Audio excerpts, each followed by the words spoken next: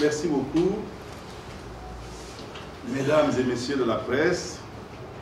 Je vous remercie de l'opportunité de votre présence en ces lieux, à l'occasion de cette communication que nous voulons pour l'opinion.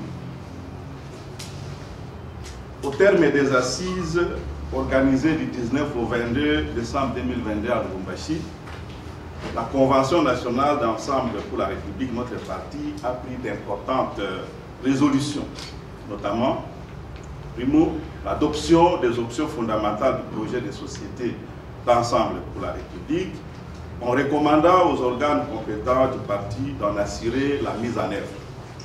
Secondo, l'engagement du parti Ensemble pour la République de participer aux élections générales à partir de décembre 2023 en présentant des candidatures à tous les niveaux. Tertio, l'endossement de la candidature de l'honorable Moïse Katumbi Chapwe, notre président national, à l'élection présidentielle de décembre 2023 en République démocratique du Congo. Quarto, la rupture avec la plateforme Union sacrée de la nation pour proposer au peuple congolais un projet politique alternatif face au bricolage auquel on expose aujourd'hui le sort de toute une nation qui compte près de 100 millions d'êtres humains. À propos de notre projet de société et devant l'histoire, je rappelle qu'en vue des élections de 2018, la famille politique katumbiste, sous le label Ensemble pour les changements à l'époque, avait été la première à dévoiler un programme qui nous engageait à mobiliser l'équivalent de 120 milliards de dollars sur 5 ans en vue de la reconstruction et de la pose des bases de développement de notre pays. D'autres familles politiques ont essayé de faire des copies plus ou moins ternes de ces programmes, certains proposant 85 milliards à mobiliser ou 104 milliards, j'en passe, mais l'arrivée au pouvoir de certains a juste mené à la démonstration de leur incapacité de tenir les promesses. Au moment de nous engager, il y a un peu plus d'1 an, dans l'Union sacrée, notre offre de collaboration contenait également un cahier de charges, invitant à des réformes précises pour redresser le pays. Malheureusement, ce cahier de charges a probablement fait peur à ceux qui préféraient la navigation à vue. Lorsque les autres organes centraux du parti auront fait leur part, le secrétariat général d'ensemble entamera la vulgarisation de cette offre politique sur base de laquelle nous irons demander la confiance du peuple congolais aux urnes. En ce qui concerne notre participation aux prochaines joutes électorales, Ensemble pour la République exhorte tous les animateurs de ces structures ainsi que tous les leaders d'opinion à mobiliser la population congolaise pour participer massivement aux opérations d'enrôlement des électeurs, de voter avec responsabilité le moment venu et de s'organiser pour protéger les résultats de ces votes. Face à la volonté d'organiser la fraude affichée par certains, décriée et dénoncée par d'autres, nous avons choisi de refuser la résignation, mais plutôt de faire face et de nous battre.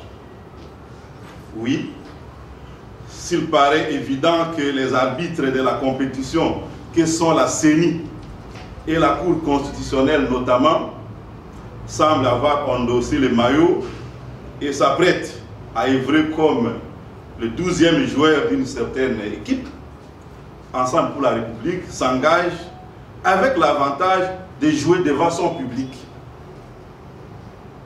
et avec l'appui de celui-ci. En effet, le capital de confiance et de sympathie de la population dont jouit notre capitaine et qui rejaillit sur notre équipe n'a pas son pareil en RDC. C'est la population qui fera la différence, dixit le président Moïse Katumbi. Quant à la candidature de notre champion, il s'agit de répondre à une immense attente du peuple congolais qui aspire légitimement à son bien-être. et qui voit sa misère toujours s'aggravant pendant que des mafieux de tous bords s'engraissent sur son dos et sans pitié pour le sort du grand monde. Moïse Katumbi Chapwe, c'est un homme d'action, un acteur capable de produire des résultats et de changer le cours de la vie de nos frères et sœurs. Quand il était gouverneur du Katanga, tout le monde dans ce pays l'avait plébiscité le meilleur de tous les gouverneurs. Quoi de plus logique que de lui dire aujourd'hui, comme dans les Saintes Écritures, serviteur bon et fidèle, tu as été bon, digne de confiance dans la gestion d'une province, viens, que le peuple souverain de ce pays te confie à les gérer tout entier. Enfin, notre rupture avec les autres de l'union sacrée était prévisible. Souhaité même par ceux qui le demandaient à coups de déclarations épidermiques.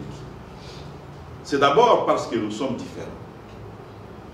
Nous avons le droit d'être différents, de concevoir, développer et proposer au peuple souverain de ces pays un projet politique différent et que nous espérons faire accepter comme les meilleurs. Tirant les conséquences de cette rupture, les nôtres qui servaient au gouvernement central et dans un des exécutifs provinciaux ont choisi librement, en bonne conscience et en toute responsabilité, de démissionner de leurs fonctions. Leur exemple de constance et d'abnégation vaut mieux que 1001 discours en l'air. Je les ai félicités pour leur élégance politique, leur fidélité aux valeurs que défend notre parti, qu'ils honorent de leur choix. Ils serviront désormais en première ligne de front dans les combats pour libérer le peuple congolais de l'injustice, du chaos et de la misère qui l'accable. Il ne me reste plus qu'à vous remercier, celles et ceux qui m'accordaient votre attention. Je me dispose à répondre à l'une ou l'autre préoccupation nécessitant un supplément d'éclairage. Merci beaucoup. Je ne fais que féliciter ceux qui ont démissionné. Deuxième préoccupation, comment allez-vous affronter éventuellement certains qui pourraient peut-être s'opposer ou chercher à écarter la candidature de votre champion? Je ne voudrais pas parler de ces dossiers de nationalité, de père et de mère. Merci. Le secrétaire général, Ensemble pour la République, était dans le gouvernement, Samuel Condé, donc dans l'Union sacrée. Est-ce que vous partagez les bilans du mandat de Félix Tshisekedi? Ça, c'est le premier volet de ma question. Et le deuxième volet, c'est de savoir si c'était une erreur d'être dans le gouvernement de Félix et partager pratiquement 4 ans ou 3 ans de son mandat. Est-ce que cela a des conséquences pour l'avenir, surtout avec cette année électorale? Monsieur le secrétaire général, la première question est de savoir, est-ce que vous pouvez dire à la population congolaise ces cahiers de charges qui a fait peur à ceux qui ont voulu naviguer dans l'air? La deuxième préoccupation, c'est peut-être pour compléter la concert de la radio Kapi. Quelle est votre réaction par rapport à ceux-là qui disent que vous n'avez pas l'habitude de partager les bilans après une période dans un gouvernement? Vous fouillez partager ces bilans alors que vous avez été membre de ce gouvernement. Quel est le tenir de certains membres d'Ensemble qui n'ont pas démissionné, d'Ensemble pour la République, qui n'ont pas démissionné? Je voudrais tout simplement dire que ceux qui n'ont pas démissionné, s'ils étaient d'Ensemble pour la République, ils ont choisi de ne plus être d'Ensemble pour la République. C'est évident. Ils ont choisi d'aller leur chemin autrement, poursuivre leur route politique autrement. C'est au moins la conséquence de ceux qui étaient au départ l'Ensemble pour la République. Mais je voudrais quand même préciser qu'en 2018, Ensemble pour la République n'existait pas encore. Il existait Ensemble pour les changements, une plateforme politique qui contenait 5 regroupements électoraux. AAD, Alliance pour l'alternance démocratique, avec un certain nombre de partis dedans qui ont produit 8 députés nationaux. AMK, avec un certain nombre de partis dedans, pour un résultat final de 22 députés nationaux. AR, avec un certain nombre de partis dedans qui ont donné 8 députés nationaux. G7, avec d'autres partis à l'intérieur qui ont donné 12 députés nationaux. Et MS, avec des partis dedans qui ont donné 20 députés nationaux au finish. Donc les 70 députés, ici des élections de 2018, appartenaient à ces 5 regroupements membres de l'Ensemble pour les changements. Et lorsque le président de la République lance l'idée de l'Union sacrée, eh bien, nos élus à l'Assemblée nationale travaillaient dans 2 groupes parlementaires, AMK et Alliés, puis MS et G7, et se reconnaissaient comme tels, comme ayant comme dénominateur commun Ensemble pour le changement. Mais déjà à l'époque, certains, isant du fait que les regroupements électoraux ne font pas disparaître les partis, commençaient à faire des déclarations du genre nous ne nous reconnaissons plus de leadership du président Moïse, nous sommes indépendants, nous félicitons le pouvoir, nous sommes disposés à collaborer, ainsi de suite. C'était déjà cela. Mais à l'occasion du lancement de l'initiative de l'Union sacrée, bon, il y a eu comme besoin de ne pas laisser les gens aller à l'Union sacrée comme des personnes isolées, appartenant à leurs caucus provinciaux, ainsi de suite. Donc on a travaillé, on a œuvré dans le cadre de nos colorations politiques, essentiellement dans le cadre des groupes parlementaires. Donc, même lorsqu'on évoluait à l'Assemblée nationale, à la naissance de l'Ensemble pour la République, 15 des députés membres du groupe parlementaire AMK et Alliés ne faisaient pas partie de l'Ensemble pour la République. Donc les députés, par exemple, du parti de Moussa Yamouissi ne faisaient pas partie. Les députés, par exemple, du parti de l'I Cessang, lui-même avait choisi, par exemple, de ne pas être de l'Union sacrée. Vous vous souvenez de ses propres déclarations, ainsi de suite. Alors, pour ce qui est du groupe MS et G7, beaucoup étaient dans les projets de l'Ensemble pour la République. Mais chemin faisant, lorsque l'Union sacrée est née, le gouvernement a été mis en place, le président de la République, je crois à l'occasion du premier conseil des ministres qui a suivi, a demandé à ceux qui étaient au gouvernement de couper les liens avec leurs autorités morales et avec leurs familles d'origine. Ça pouvait se justifier dans le cadre de l'action gouvernementale, parce que le gouvernement il est au service de la nation, il n'a pas forcément parlé à jouer un rôle partisan. Vous pouvez le comprendre comme tel. Mais chemin faisant, nous avons entendu certains qui étaient de nôtres dire que à partir du moment où je me retrouve dans le gouvernement, je vais partager le bilan du président de la République jusqu'au bout. Donc, vraiment pour faire bref, ceux qui n'ont pas suivi la voie tracée par les partis, bien que les partis n'ont pas obligé quelqu'un à démissionner, nous avons dit on laisse les institutions décider, on laisse les acteurs qui sont dans les institutions décider, on a mes consciences. On pouvait avoir un ministre qui, au nom de la République, était en train de négocier un contrat important avec des partenaires extérieurs. Donc, les chefs de l'État ou les premiers ministres pouvaient estimer que toi, tu restes, même si ta famille politique s'en va. Tu dois amener cette négociation jusqu'au bout pour ne pas perturber les partenaires. Il s'agit des affaires de l'État. Donc, nous avons laissé libre choix et aux chefs des institutions et à nos membres qui étaient d'État.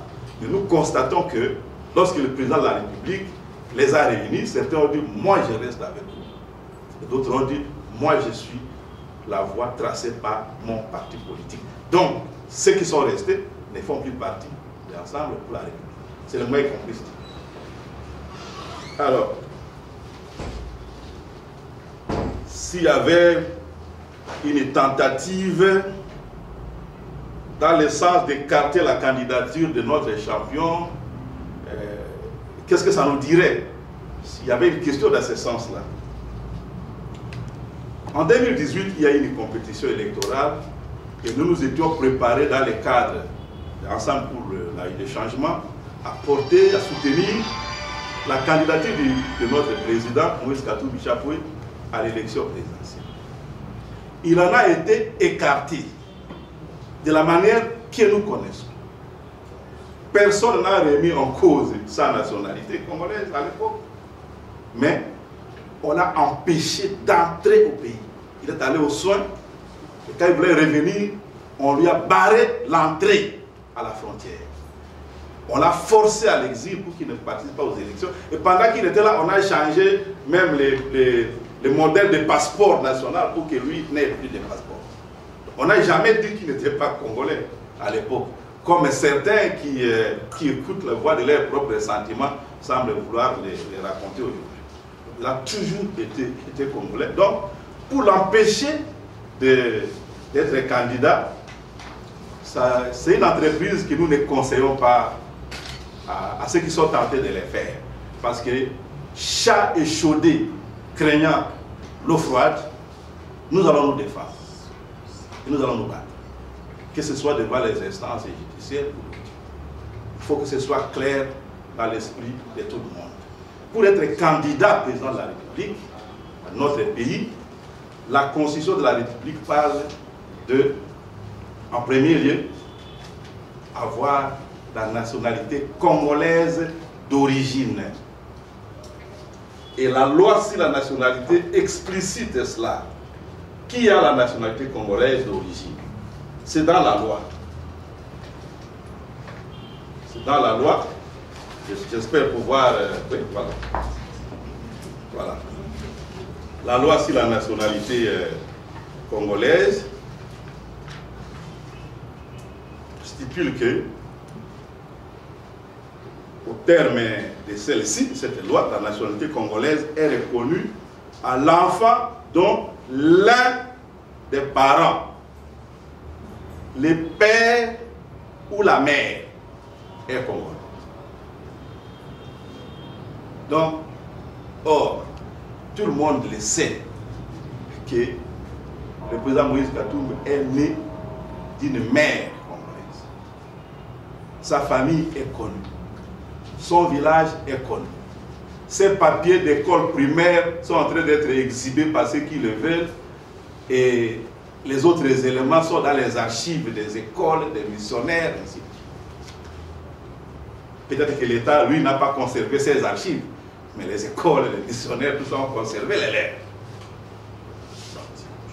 À la nationalité congolaise d'origine, tout individu appartenant au groupe ethnique et nationalité dont les personnes et les territoires constituaient ce qui est devenu le Congo, présentement la République démocratique du Congo, le 30 juin 1960. Or, le 29 juin 1960, à minuit, le Babemba donc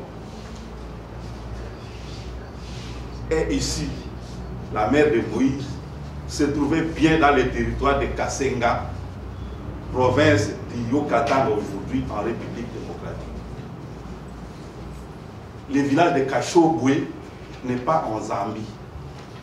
Contrairement à certains villages de notre pays, où la frontière passe au milieu du village, un jour vous avez, je ne sais pas si vous l'avez oublié, suivi, même Mandansel qui disait chez lui, à Louosi, la frontière passe parfois par les villages.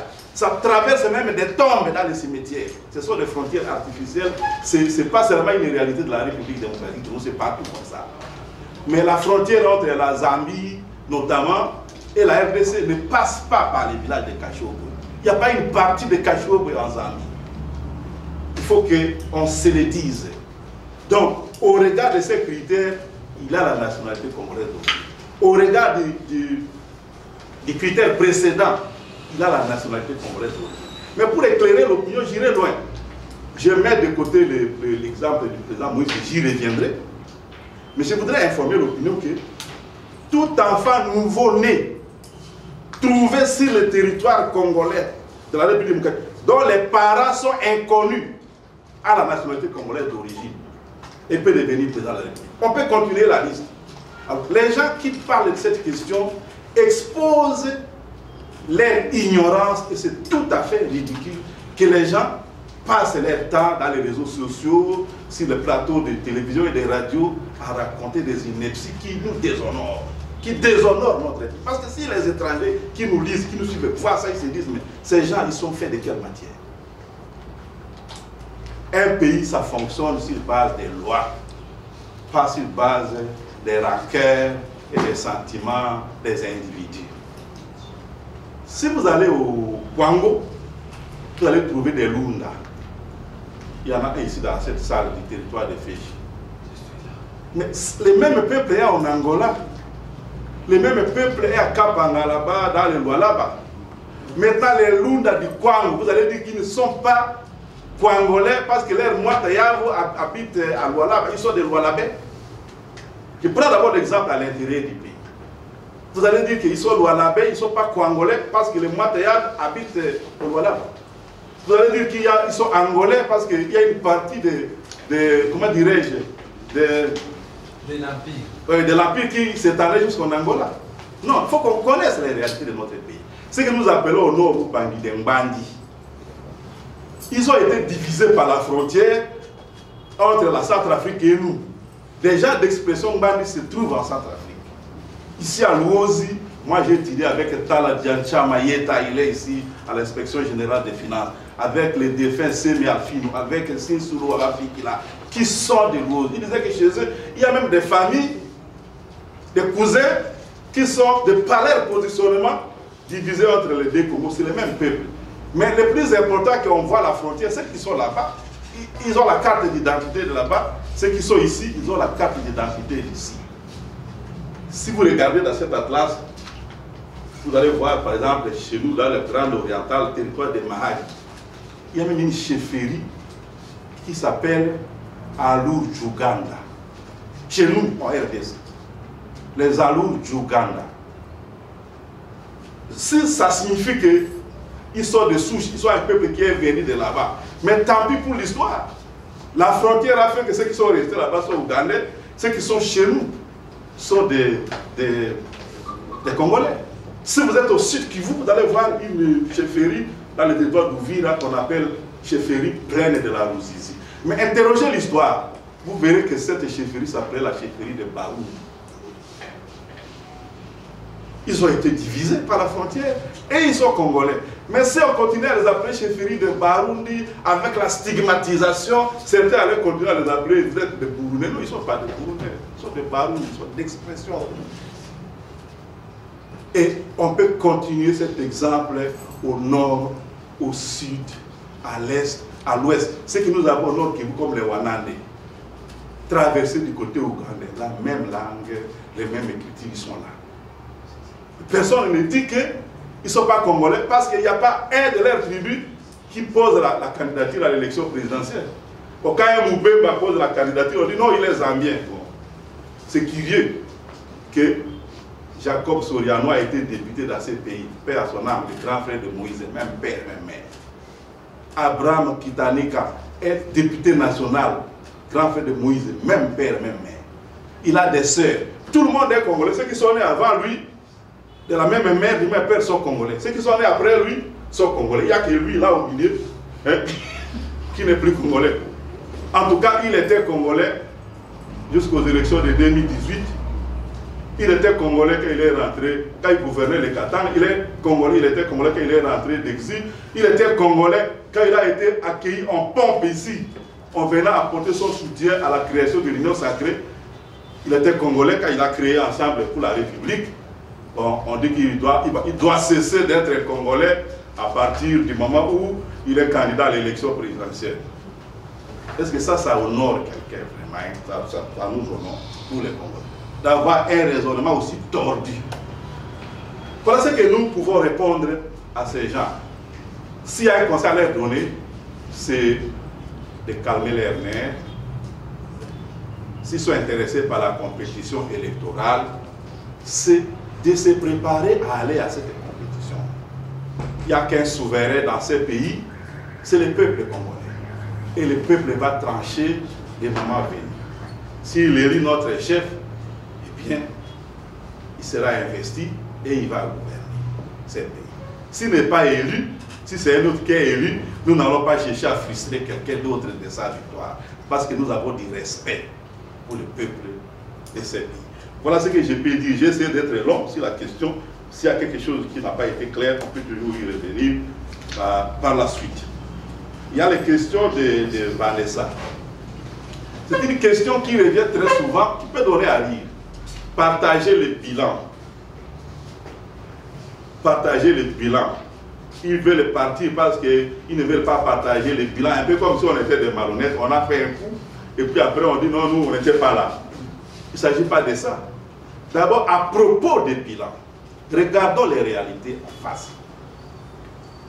Le président Félix Tshisekedi va se représenter, d'après ce que les gens disent, devant le peuple congolais avec un bilan d'un quinquennat. Mais pendant 2 ans, dans la coalition FCC-CAJ, nous n'étions pas là, les amis. On va nous demander aussi d'être responsables de ce qui s'est fait dans cette coalition qui nous persécutait même. C'est une question que vous, qui éclairez l'opinion, vous devez aussi aider à éclairer. Maintenant que nous sommes partis à une année de la fin du mandat, on va aussi nous demander de venir nous justifier pour ce qui va se passer en février 2023 ou en juin 2023. C'est une question qui vaut la peine d'être posée. Les nôtres sont restés au gouvernement pendant 18 mois. Et pendant les 18 mois, ils étaient et nous étions solidaires de l'action du gouvernement. Notre poids dans le gouvernement s'est limité à ceux qui sont partis avec nous. Parce que les autres, même ici de nos rangs, ils ne travaillaient plus en connexion avec nous. Ce qui était des nôtres, c'est 2 ministres, un ministre d'État, un ministre et un vice-ministre qui viennent de partir. Ils étaient 2 ministres et demi dans un gouvernement de 60 personnes, disons 3 personnes. Ça représente quoi? 2 à 3% du poids du gouvernement et donc 2 à 3% de la part de ces bilans. Ok, qu'on nous facture 2% de ça. Et les autres qui assument les 98%. On ne va pas refuser d'assumer ce que les nôtres ont fait au gouvernement. En tout cas, Mando était au plan. Il est parmi les artisans de ce qui est clamé aujourd'hui, projet de développement local, 145 territoires, c'est son ministère. On oublie souvent de le souligner. Ça, nous allons assumer si on nous dit, bon, vous étiez à la base de ça, ça n'a pas été bien exécuté. Oui, on peut dire que non, l'idée était si mauvaise que ça. Et l'exécution, on peut en parler. Okende était au transport.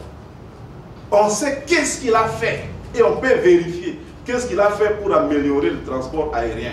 Les contrats qu'il a signés pour qu'il y ait plus d'avions que ça et qu'on arrête de courir dans les aéroports ou attraper une place. On sait ce qu'il a fait. Et on peut vérifier à quel niveau ça a été bloqué. On peut le vérifier au regard de la manière dont le gouvernement marche. On peut vérifier si c'est lui qui était le blocage ou c'est un autre niveau qui était le niveau de blocage. En tout cas, le président de la République a parlé de Transacademia et tout ça, ou de l'idée de faciliter le transport aux jeunes universitaires. Et Chéribert a poussé le projet jusqu'à un certain niveau. Bref, qu'on nous facture la part comment dirais-je, du bilan qui correspond à notre poids réel. Dans cette affaire, nous allons l'assumer pleinement devant le peuple. On n'aura pas honte de ça. Voilà ce que nous disons à propos du bilan. On connaît notre poids, on sait ce que nous représentions, qu'est-ce qu'on pesait dans les décisions, c'était à 3%.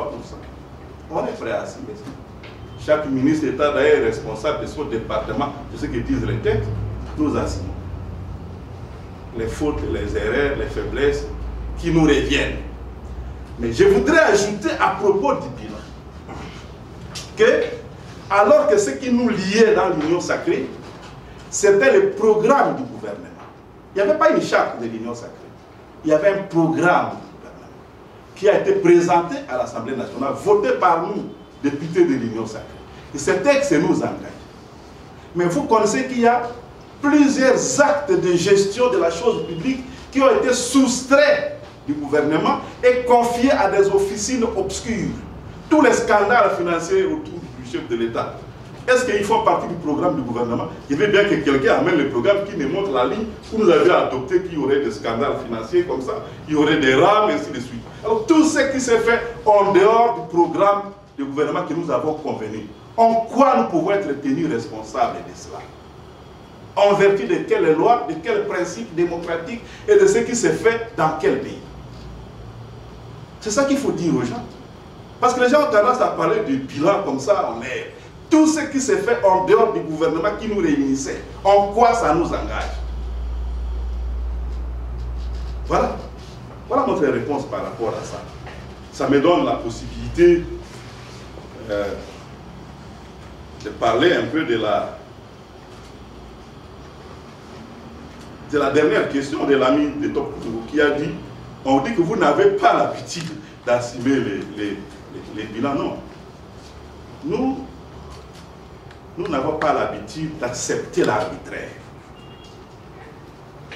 Quand nous avons été dans l'ancien MP, avec certains qui nous rappellent cela, ils oublient, ou ils font semblant d'oublier, que le motif principal de la rupture n'était pas le bilan. Ce n'était pas la mauvaise réalisation de la révolution de la modernité ou des 5 chantiers, ce n'était pas cela. Le motif principal, c'était notre refus de participer à l'œuvre de tripatouillage de la Constitution pour qu'il y ait un 3e mandat. C'était ça le motif de la rupture. Nous avons dit, nous avons fait des propositions en interne. Nous n'avons pas été écoutés. Nous l'avons fait à travers les bouches autorisées de notre groupe. Verbalement, ça n'a pas donné de résultats. Nous l'avons fait par écrit. On disait qu'il y a des choses qui ne vont pas bien au pays et dans la famille politique. On l'a fait au mois de février 2015. On l'a refait au mois de mars 2015. Et quand nous l'avons de nouveau fait le 14 septembre 2015,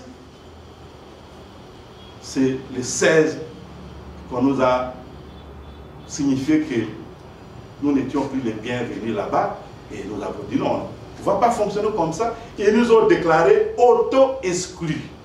Ils nous ont donné un délai de 48 heures pour ceux qui n'étaient pas à cette réunion-là, de choisir entre une déclaration de loyauté solennelle, fidélité absolue, hein, vous restez dedans, vous fermez votre gueule, ou la démission.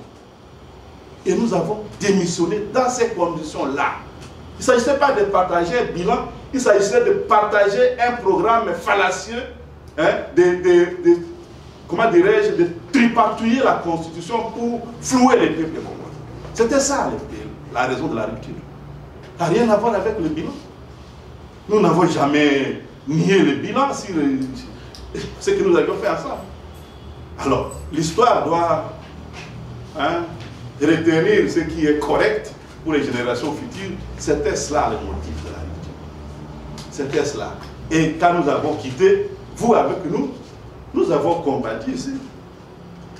Nous avons fait des manifestations ici, y compris avec les amis qui sont à l'UDPS, avec les CLC ici. On a été gazés ici, parce qu'on voulait que les gens se laissent intimider. Aujourd'hui, les gens se réjouissent, alternance, tout ça, mais ils oublient que pour cette alternance-là, c'est nous qui sommes même allés renforcer les amis qui étaient dans l'opposition quand nous avons. On oublie ça. On oublie dans quel état ils étaient là. Presque en lambeau. Quand nous sommes arrivés, nous avons fait ce que nous avons fait. Jusqu'à ce qu'il y ait les RASOP qui naissent à Genève. Et la suite, vous connaissez. Les CLC, ce n'était pas une histoire. Nous sommes engagés là-dedans. En tant que chrétiens, en tant que Congolais de bonne volonté. C'était ça la rupture de 2015. Ça n'avait rien à voir avec le bilan des ministères ou des choses comme ça. Voilà, c'est la question du bilan. Il faut remettre à l'histoire ce qui lui revient. Enfin, il y avait une question à propos du cahier des charges. Oui, les contenus. Les contenus, on l'avait dévoilé à l'époque. Mais aujourd'hui, je peux vous trouver un exemplaire. Comme ça, vous pouvez commenter cet exemplaire-là sur la base de ce qu'on proposait dedans et ce qui n'a pas pu être fait. Il y avait des propositions, par exemple, en rapport avec les rétablissements de la sécurité à l'Est, avec des mesures précises qui devaient être prises. Il y avait des propositions de réformes en matière de lutte contre la corruption. Ce qui tue notre pays, c'est le couple corruption-impunité. Et si on ne règle pas cette question-là, on va tourner en rond et le monde va continuer à se moquer de nous. Si on ne fait pas peur aux mauvais citoyens pour encourager les bons citoyens, il n'y aura rien de bon. Et nous avions fait des propositions sur cette question-là. La question de la justice, qui doit être le recours de tout le monde. Et vous connaissez dans quel état se trouve notre justice aujourd'hui. Il y avait des propositions en matière de relance de l'activité économique. Parce qu'il faut d'abord produire les gâteaux avant de les partager. S'il n'y a pas de production, tout ce qu'on rêve en termes de social, c'est illusoire. Nous avons fait des propositions. Et comme on ne peut pas résoudre tous les problèmes à la fois, nous avons également proposé un certain nombre de priorités concernant les questions sociales. Parce que nous savions qu'on devrait être là à peine pour 3 ans. C'est pourquoi je parle de poser les jalons de ce qui devrait être les Congo d'après. Donc je vais vous fournir en sortant une document parce que ici, ça risque de nous occuper totalement. Vous allez voir ce que j'ai dit ici, et ça se trouve en détail. D'autres opérations, pour RFI, il y a d'autres opérations qui doivent avoir lieu, notamment l'enrôlement des électeurs. À la 3e semaine, quel constat fait par Ensemble pour la République? Parce que dans pratiquement 2 semaines, l'opération prendra fin dans l'heure opérationnelle 1. Et je n'ai pas encore entendu votre parti communiquer par rapport à cette opération et à la cartographie qui s'en est suivie. Monsieur le secrétaire général, j'ai suivi votre discours. Au départ, vous aviez indiqué que vous accusez la CENI d'être 12e joueur. Alors, pourquoi voulez-vous participer à un processus électoral où vous savez que la CENI est en train déjà de jouer et l'arbitre pour l'autre camp? Pourquoi est-ce que vous criez déjà la contestation avant même la fin du processus? Roski Misenga, ABC Actu. J'ai 2 petites questions. La première concerne la question sécuritaire dans l'Est. On a toujours décrié que Moïse Katumbi n'a jamais condamné le Rwanda comme étant le pays qui agresse la République démocratique du Congo. Que pouviez-vous répondre par rapport à ça? Et la deuxième question sur une probable victoire de Moïse Katumbi à l'élection présidentielle de 2023. Et en quoi est-ce que la gestion de Moïse Katumbi sera-t-elle différente de l'actuelle gestion de la République démocratique du Congo? Merci. La République participe au processus électoral, exhorte les animateurs de ces structures et tous les Congolais qui ont une influence sur l'opinion de pousser à la mobilisation pour que les Congolais s'enrôlent massivement. Cela a été dit même dans les discours de clôture de notre convention prononcée par le président. Et cela a été dit dans ces interviews qui ont fait l'actualité dernièrement. Cela a été dit ici, peut-être qu'il y avait un peu d'inattention de votre part. Mais quant à ce qui est de juger de l'état actuel ou du niveau actuel d'enrôlement par rapport aux prévisions, nous considérons que les démarrages ou les redémarrages d'un processus, je dirais, d'une séquence électorale peut avoir toujours un peu de pesanteur, un peu de douleur. Et qu'à la lumière de ce qui est décrié par l'opinion, par les gens qui ont été dans les centres d'enrôlement et qui disent ce qui ne va pas, qui soulignent les carences, nous espérons que la CENI va se corriger, va accélérer le rythme et rattraper les temps perdus. On a donné, je dirais, un timing d'1 mois par air. Mais si c'était nécessaire, dans le sens de rattraper le temps perdu, que la CENI rallonge de 5 jours, de 7 jours, de 10 jours, pour que l'opération, là où elle a mal commencé, puisse bien se terminer, quitte à en tirer les leçons pour les autres réserves opérationnelles qui n'ont pas encore commencé. Ce n'est pas ça qui va brûler les pays. Donc nous ne sommes pas dans le schéma de condamner ce qui est faible, nous sommes dans le schéma de dire, d'attirer seulement l'attention et de demander qu'on corrige, qu'on redresse. Le propre d'une faute, c'est d'être corrigé, si on veut évoluer dans la bonne direction. Nous voudrions que la CENI reste à l'écoute de l'opinion et améliore, en s'appuyant y compris sur les exemples d'ailleurs, mais aussi du passé, des pays, pour améliorer ses propres performances en matière d'enrôlement des électeurs. Parce que si la CENI ne réussit pas, ça ne va pas retomber sur les compétiteurs électoraux, ça va d'abord retomber sur la CENI. Et à propos de cette CENI, vous savez ce qui a été dit, que c'est des grands experts et tout et tout. Il faut que les faits viennent démontrer qu'il s'agit d'une expertise pointue et non pas le contraire. Donc ça, c'est la responsabilité de la CENI. Nous encourageons parce que nous n'avons pas d'autre choix. C'est la CENI qui a reçu les compétences constitutionnelles d'organiser les élections dans notre pays. Et le peuple souverain de ces pays n'exerce sa souveraineté directement qu'à l'occasion des élections, où il choisit ses représentants pour exercer cette souveraineté de façon indirecte. Donc nous ne pouvons qu'encourager le processus à s'améliorer pour qu'il aboutisse. Et c'est ça un peu l'attitude que nous pouvons avoir par rapport à cela. On espère qu'il y aura des améliorations et qu'on va rattraper le temps perdu. Voilà ce que je peux dire. Alors, maintenant, en ce qui concerne la CENI, 12e joueur, bon, ce n'est pas aujourd'hui que nous avons indexé la composition de la CENI comme n'ayant pas été fait conformément à la loi et conformément à la vérité et à la justice. Nous l'avons fait en tant que parlementaires. Il y a des déclarations que nous pouvons vous remettre. Nous avons dit que ce n'est pas bien. Et lorsqu'on a même discuté de la loi électorale, nous sommes de ceux qui ont dit attention, le débat ici sur la loi électorale se joue entre ceux qui veulent tricher aux élections et ceux qui veulent s'opposer à la tricherie. Donc il ne s'agit pas d'une condamnation d'aujourd'hui.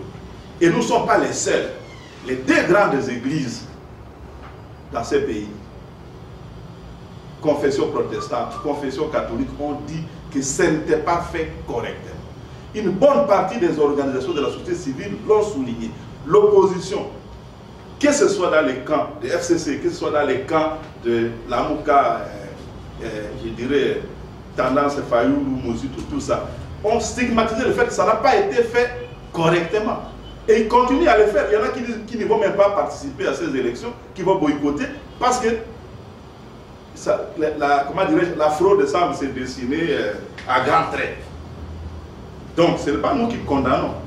Mais j'ai dit que, quand vous dites pourquoi nous voulons participer, alors qu'on voit qu'il y aura un 12e joueur sur le terrain dans l'autre camp. Je l'ai dit, que si une certaine équipe peut compter sur un 12e joueur, nous aurons l'avantage de jouer devant notre public.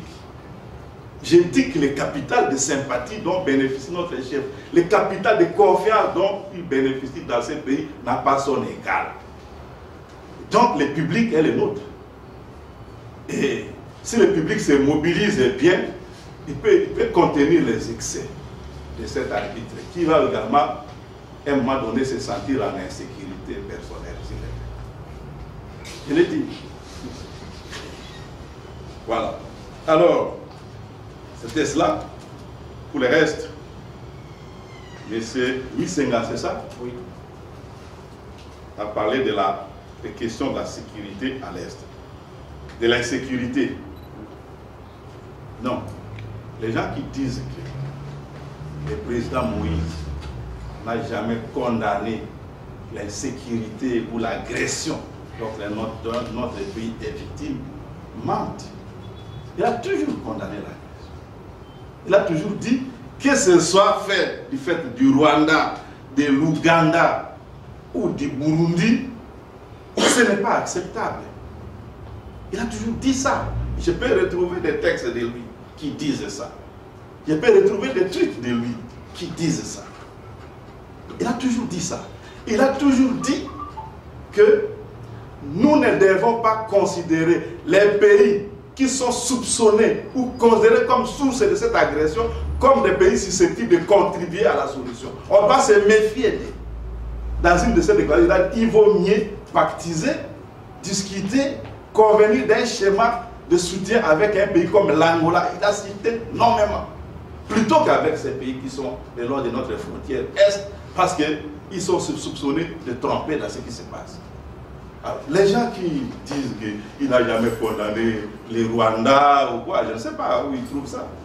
Le vrai problème chez nous est que les gens croient que si nous ne donnons pas de la logistique de combat à notre armée, si nous continuons à détourner ce qui lui est destiné, si nous n'avons pas les moyens d'organiser la relève des troupes, si quand les autres ont ce que l'ONU a appelé les armes sophistiquées même, supérieures à celles de la MONUSCO, si à la place de ça, nous détournons l'argent, nous mettons dans des jets pour aller mettre dans des plaques à l'étranger, nous construisons des immeubles avec ce qui est destiné à l'armée, et en même temps nous disons que tout le monde se mette à chanter, on condamne les Rwandais, on condamne les Rwandais, on condamne les Rwandais, on croit produire les résultats avec ça, on se trompe lamentablement.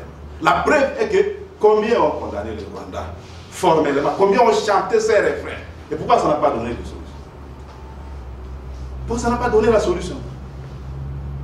C'est la preuve que ce n'est pas cette musique-là qui va résoudre le problème. Ce qu'on fait dans un pays normal pour une armée normale est connu. Pourquoi nous ne le faisons pas? C'est ça la question. On parle des infiltrations du matin au soir. Est-ce qu'à l'époque du général Jean Lissier Baouma, paix à son âme, à l'époque de Mamadou Ndal, il n'y avait pas d'infiltration? Comment ils ont fait? Pourquoi les autres ne peuvent pas les imiter proprement pour régler le problème? Les questions sont là. On crée la diversion en racontant des histoires pour que les gens ne posent pas les vrais problèmes là où ils doivent se poser. Moi, je vous encourage, parce que vous avez l'habitude de nous poser des questions à nous, les politiques, et aux autres. Faites-les. Éclairez l'opinion. Informez-vous sur comment une armée fonctionne ailleurs. Comme ça, vous nous informez et vous posez la question pourquoi chez nous, on ne fait pas ça. Une armée où les militaires, même les officiers, sont obligés de recourir à leurs propres, à leurs membres des familles, à leurs armées, à leurs amis, pour ramasser des tôles rouillées, des chevrons, des réemplois, et se construire des bâtisses dans les casernes, où on donne un poulet à 3 personnes pendant les fêtes de fête d'année. Vous croyez qu'avec ça, on gagne une guerre? Hein? Où la mendicité est partout présente, partout, à l'entrée des aéroports, des ports, partout. Avec ça, on gagne une guerre, même si on doit condamner les Rwandais du matin au soir, du lundi au dimanche, du 1er au 30 de chaque mois. Mais on continue à se comporter comme ça à l'endroit des gens qui ont juré. Makila Nabiso Pona Ekolo. On continue à les traiter comme ça, on va gagner quelle guerre? C'est la question qu'on doit se poser. On ne doit pas se voiler la face en posant qu'une fois que j'ai chanté que les Rwandais est méchant, la vie est belle, je peux continuer à prendre mes biodis avec les scores, danser et le problème sera résolu. Non. Non. Regardons la réalité en face. Regardons la réalité en face. Et il n'y a pas que dans le domaine de l'armée. Allez là-bas, ouvrez les robinets, prenez l'eau. Est-ce que vous croyez que notre peuple est en situation d'être fier de ça? Allez-y. Faites un peu les 100 pas ici jusqu'au pont. Regardez les caniveaux, regardez à gauche, à droite. Est-ce que vraiment, si on amène un étranger ici, un Tanzanien, un Botswanais ou quoi, on le fait passer ici, on l'amène la nuit, le matin quand il passe ici, il va arriver à quelle conclusion? Il y a quelque chose qui ne va pas dans la tête des gens qui habitent ici. Allez comme ça dans chaque domaine de la vie nationale. Si vous avez 2000 francs, même avec une bombe, une roquette dans votre bagage, vous pouvez monter dans un bateau, dans un avion. Si vous donnez 2000 francs, qui va te fouiller? Allez comme ça, prenez chaque domaine de la vie nationale. Dites-moi là où le Rwanda n'est pas intervenu, qu'est-ce que nous avons fait de digne? C'est ça la question. C'est la question qu'on doit se poser. On ne doit pas se voiler la face et chercher un diable quelque part pour que, bon, on ait la conscience tranquille. Il ne s'agit pas de ça. Il ne s'agit pas de ça. Ça, c'est la blague. La vérité est que les choses vont mal. Quand j'ai dit ici que nous allons jouer devant notre public, je ne sais pas si vous m'avez vraiment bien compris. Notre meilleur allié dans ces élections qui viennent, c'est la misère de la population. C'est ça notre meilleur allié. Cette population-là, vous croyez qu'elle va se résigner, on dit non, j'accepte ma misère, parce que mon problème est lié à l'infiltration, mon problème est lié au Rwanda. Non, s'il vous plaît. La gestion, en quoi cette gestion sera différente, mais je l'ai dit dans l'exposé. J'ai dit ceci. Le président Moïse, c'est un homme d'action. Ce n'est pas un perroquet. C'est un homme qui sait agir et produire des solutions aux problèmes. Aujourd'hui, si vous êtes à Lubumbashi pour aller à Kolwezi, vous pouvez prendre une place dans un autobus, dans un autocar, vous arrivez à Kolwezi et vous revenez à Lubumbashi le même jour. Posez la question aux gens de savoir quand Moïse est devenu gouverneur pour aller de Lubumbashi à Kolwezi, on faisait combien de temps? Ils vous diront de quoi il a hérité, qu'est-ce qu'il a laissé. Même si ceux qui sont venus après, qui essaient de l'imiter d'une manière ou d'une autre, n'ont pas de respect pour lui. Mais ça, c'est très congolais. Ça, c'est très congolais. Il nous arrive de cracher sur Mobutu. Il dit que c'était le dictateur, c'était un méchant type. Mais oublions qu'ici, s'il n'avait pas fait Inga, on serait où avec vous aujourd'hui?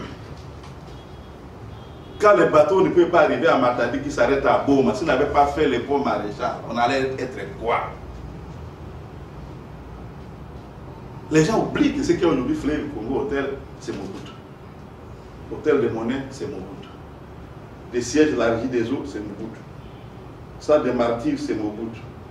Palais du peuple, c'est Mobutu. Les terrains de, c'est pas mal, les sièges de la SNL, c'est Mobutu.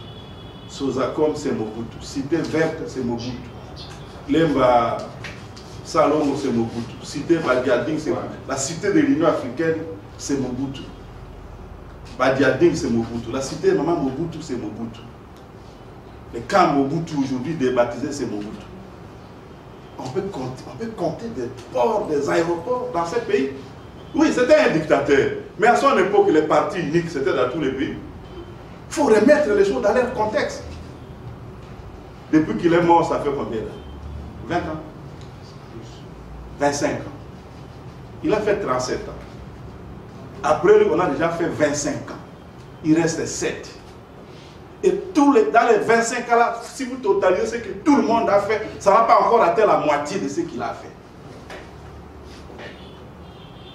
Alors, moi je préfère qu'on remette à l'histoire sa vérité. Moïse Katumbi a fait la démonstration à la tête d'une province qu'il gouvernait autrement. Moi, je suis député à l'ECOFIN depuis 2006, non-stop. Donc, je sais que quand nous étions dans le régime des 11 provinces avant le démembrement, c'est la province de Kinshasa, le Congo central et le Katanga qui étaient les provinces qui avaient plus d'argent que les autres. Mais si vous comparez ce qu'il a fait avec l'argent du Katanga, avec ce que les autres ont fait, c'est le jour et la nuit. Donc, en quoi sa gouvernance serait différente? Mais sa gouvernance a déjà été différente dans le passé. Mais à la tête d'un morceau du pays, d'une province, ce qu'on lui demande, c'est d'élargir ce qu'il a fait à l'ensemble du pays. C'est aussi bête que ça. On n'a rien à lui apprendre, il sait ce qu'il va faire et il ne va pas le cacher. C'est ça que nous allons dire à la population à travers notre programme politique. Pour que la population sache à quoi s'attendre. Comme ça, au moins, on prend des engagements précis pour une fois. Dans l'histoire de notre pays, nous aurons la chance d'avoir un président de la République qui a un parcours, qui a des réalisations palpables derrière lui avant de devenir président. C'est la vérité historique. Chacun l'a eu dans un contexte. Mais lui va arriver dans un contexte où il peut faire valoir, voici ce que j'ai déjà dit. Et que je vais continuer avec la confiance que vous allez. C'est de ça qu'il s'agit. Voilà, donc il va être différent. Moi, je suis de ceux qui pensent, qui considèrent qu'il faut vraiment souhaiter que son avènement arrive vite.